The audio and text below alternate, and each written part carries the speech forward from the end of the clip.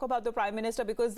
little over 48 hours to go before the Pran Pratishtha happens in Ayodhya, and there is a lot of excitement there already when it comes to the Ram Nagari. Of course, we got you the first glimpse of Ram Lalla in the idol shape that has been displayed in its full glory, a majestic 51-inch tall idol that has been sculpted from Krishna Shila that weighs nearly 150 to 200 kgs, and this majestic idol is undergoing further purification process as part of the rituals that lead up to the Pran Pratishtha. This is the pre-consecration ceremony, the rituals, the puja vidhi that has been taking place, and the seers that will be performing the Shakra Divas, that is said to be a ritual that pertains to sugar, that will also continue with Phala Divas, that will also include fruits and their significance as well, and in the evening the Pushpa Divas that will happen, which is the rituals that happen with flowers. Now this follows with the rituals that have also taken place in the last 4-5 days on the 16th, ever since the set of rituals began, and will continue till the 21st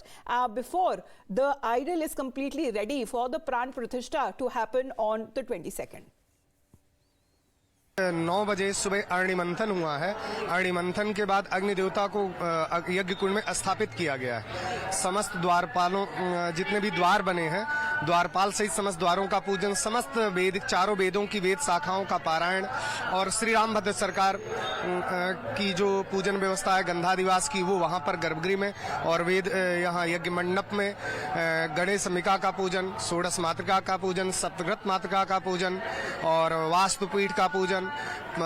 10 दिक्पाल का पूजन, पंचलोकपाल का पूजन, क्षेत्रपाल का पूजन, और सर्वतोभद्र मंडल स्थित आवाहित प्रतिष्ठित देवी देवताओं का पूजन, यह क्रमबद्ध स्वरूप में संपूर्ण दिन भर चलेगा।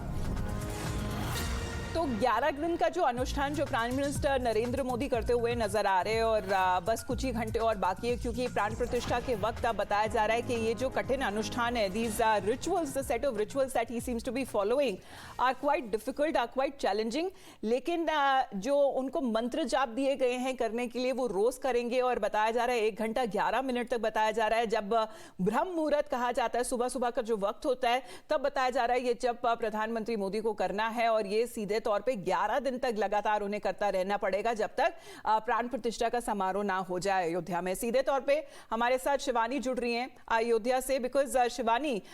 एक एक करके पता लग पा रहा है कि आखिरकार what are the set of rituals that the prime minister has been following. फर्श पर सोना, जप करना, मंत्र जाप करना, सुबह सुबह उठकर ब्रह्म मुहूर्त के वक्त, फिर बताया जा रहा है कि वो सिर्फ नारियल पानी का सेवन कर रहे हैं, और जिस तरह से फास्ट कर रहे हैं, उपवास कर रहे हैं, उसके बारे में भी अब थोड़ा थोड़ा करके पता चल पा रहा है।